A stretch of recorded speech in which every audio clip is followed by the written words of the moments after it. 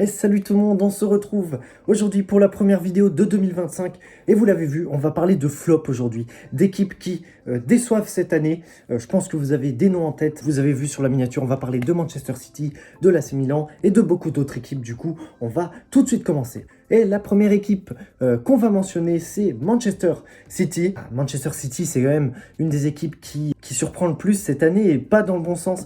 On les a rarement vus comme ça. Pep, il est en train de perdre les pédales cette année. On ne sait pas comment c'est arrivé comme ça. J'ai décidé de les mettre dans les flops pour une raison assez simple. Parce que c'est bien sûr les vainqueurs en titre de Première Ligue et même multiples vainqueurs en titre depuis quelques années et qu'ils ont gagné la Champions League en 2022-2023. Et du coup, cette année, c'est pas du tout le cas. Ils sont sur 9 défaites sur les 12 derniers matchs, toutes compétitions confondues, ce qui est tout simplement nul pour une équipe comme Manchester City. C'est pas possible de faire ça. Du coup, ils se retrouvent à une 7e place en Première Ligue à l'heure où je tourne. Il y a sûrement eu le match City-Everton qui s'est déroulé, peut-être même d'autres. Mais à l'heure où je tourne, City est 7e. Et ça va mal, quoi. Il y a beaucoup de défaites marquantes, comme le 4-0 contre Tottenham à la maison. Ça, c'était assez fou. Il y a eu une défaite 4-1 contre le Sporting avec un triplé de Gyökeres. Il y a eu des défaites 2-0 contre Liverpool et la Juve où ils ont tout simplement pas existé. Et voilà, c'est des défaites logiques. Il y a eu une défaite dans le derby de Manchester, 2-1, à la dernière minute où ils ont craqué. C'est pas dans leurs habitudes de faire ça, mais ils ont craqué. Et le dernier résultat que j'ai envie de citer, c'est la remontada de Feyenoord. Parce que bon, ils menaient 3-0 contre Feyenoord et habituellement, ils auraient tenu le score, on le sait très bien. Et là, ils se sont fait remonter à 3-3. Du coup, c'est assez incompréhensible. Voilà, et tous ces mauvais résultats en Ligue des Champions les amènent à la 22e place du classement, ce qui veut dire qu'ils sont presque éliminés. C'est assez fou de se dire ça. Bon, il reste 2 matchs encore. Est-ce qu'ils vont le faire ou pas? Est-ce qu'ils vont arriver à se sauver? Il y a un match contre Paris qui va éliminer une des deux équipes quasiment, c'est à peu près sûr. Au niveau des causes, j'ai plusieurs potentielles causes. Bien sûr, la blessure de Rodri, le ballon d'or, ça pourrait être une cause de cette méforme, parce qu'en fait, il y a clairement plus d'organisation dans l'équipe. Tout le monde se marche dessus, essaye de faire son solo tout seul, mais ça va pas marcher, hein. Ça ne marche pas. Je mets pas tout sur la faute de Rodri parce que ça reste une équipe avec des grands joueurs comme De Bruyne, comme Silva, comme Haaland. C'est pas censé arriver avec la perte d'un seul joueur. Et justement, je mets aussi la faute sur les autres joueurs qui ne sont pas blessés mais qui sont juste en méforme totale. Il y a Foden qui a planté qu'un seul but en Première Ligue depuis le début de l'année. Gundogan, depuis son retour à Barcelone, c'est catastrophique. De Bruyne aussi, souvent blessé, et quand il est là, il n'a plus le même niveau. Et Walker aussi, qui commence gentiment à devenir vieux, et puis franchement, il est plus autant bon qu'avant. On pourrait se dire aussi que Pep tourne en rond. Il n'a jamais connu l'échec. Peut-être qu'il se dit, il a tellement d'ego que ça va forcément marcher un moment. Mais je pense que non, des fois, il faut accepter que c'est un échec et qu'il faut tourner la page et aller vers l'avant. Du coup, c'est tout pour ce premier cas. Ensuite, on va parler de Girona, le club espagnol que j'ai décidé de mettre dans les flops parce que l'année passée, ils étaient 3e en Liga. Ils avaient fait une saison super solide, on s'en souvient bien. Franchement, une équipe de fous qui était très très belle à voir jouer, un jeu léché comme on aime. Et puis maintenant, c'est très très compliqué. Ils sont 8e de Liga, à 11 points de la 4e place. Du coup, ils sont clairement pas dans la même dimension que l'année passée. Ils sont très inconstants dans les résultats. Du coup, ils n'arrivent pas à vraiment monter parce qu'ils gagnent un match, ensuite ils perdent un autre match. Ça va pas du tout. Franchement, ils ont une attaque en perdition.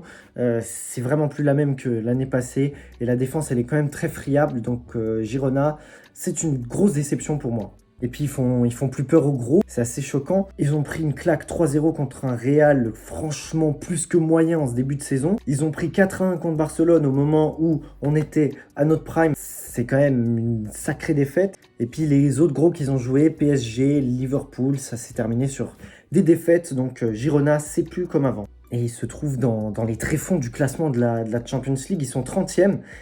Donc franchement, s'ils ne sont pas éliminés, ce serait un miracle. Il reste 2 matchs, on verra bien. Mais je pense qu'ils seront éliminés. Et puis ils n'ont qu'une victoire en 6 matchs. Donc ça va être compliqué.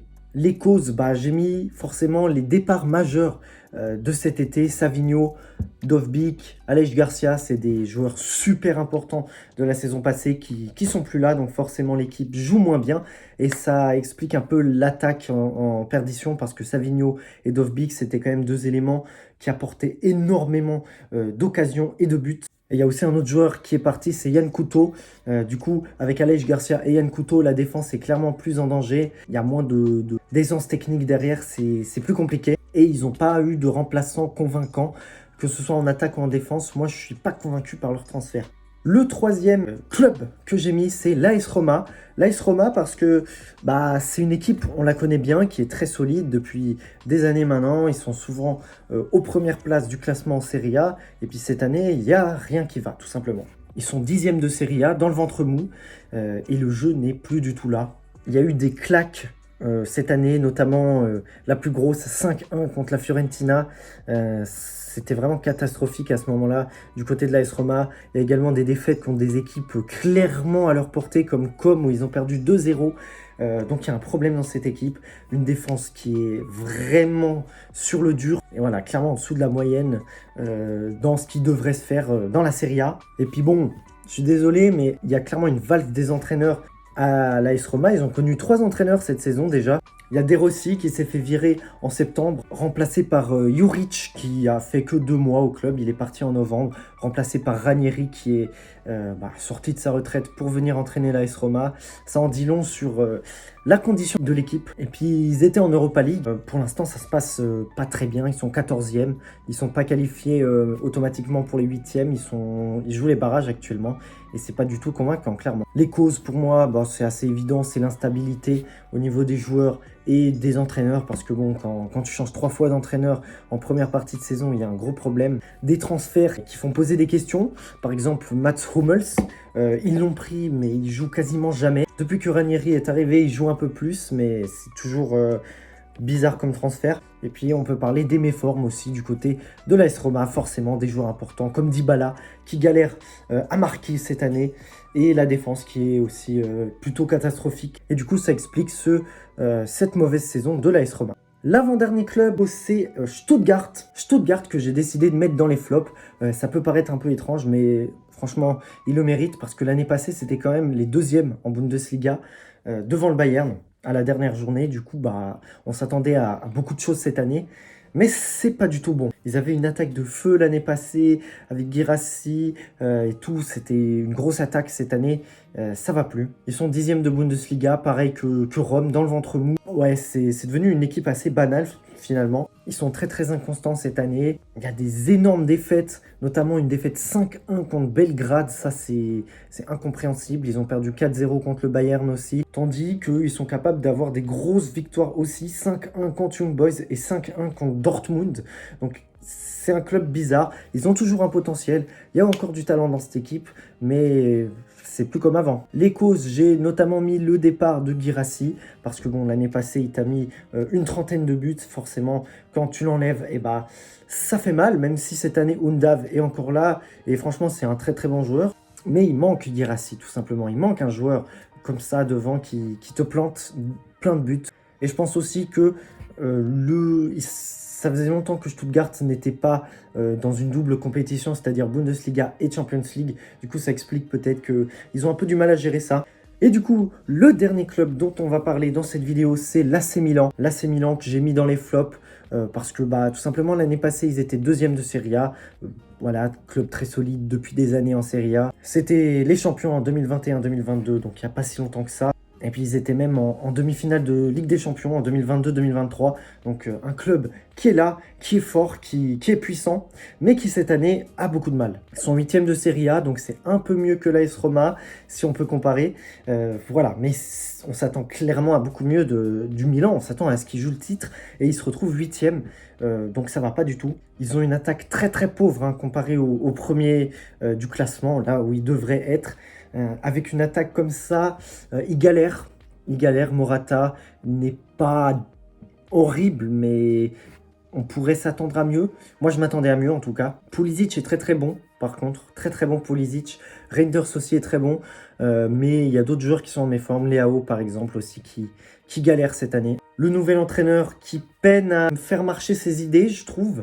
C'est plus... ouais, ça marche moins. Il y a clairement un blocage dans cette équipe. Je pense que si on arrive à débloquer ça, la deuxième partie de saison devrait être bien meilleure du côté du Milan. Mais voilà, ils sont 12e en Champions League. C'est pas mauvais. Ils sont pas si loin que ça des places qui qualifient d'office au 8e. Ils ont même battu le Real chez eux. Donc voilà, c'est quand même... Il n'y a pas tout à jeter dans cette première partie de saison du Milan, mais il y a clairement des choses qui vont pas. Il y a des méformes, notamment, j'en parlais, Leao, qui est plus autant bon qu'il y a quelques années. Théo Hernandez aussi, je trouve qu'il est plus autant impactant. Le côté gauche du Milan galère beaucoup. Et Calabria aussi, le capitaine, je trouve, ouais, ça commence à devenir poussif. Donc voilà ce que je dirais du côté de l'AC Milan. Donc voilà, c'est tout pour cette vidéo. J'espère que vous l'avez apprécié. Il y aura une deuxième partie assez flop. Voilà, j'ai mis 5 clubs aujourd'hui. Il y aura une deuxième partie avec 5 autres clubs.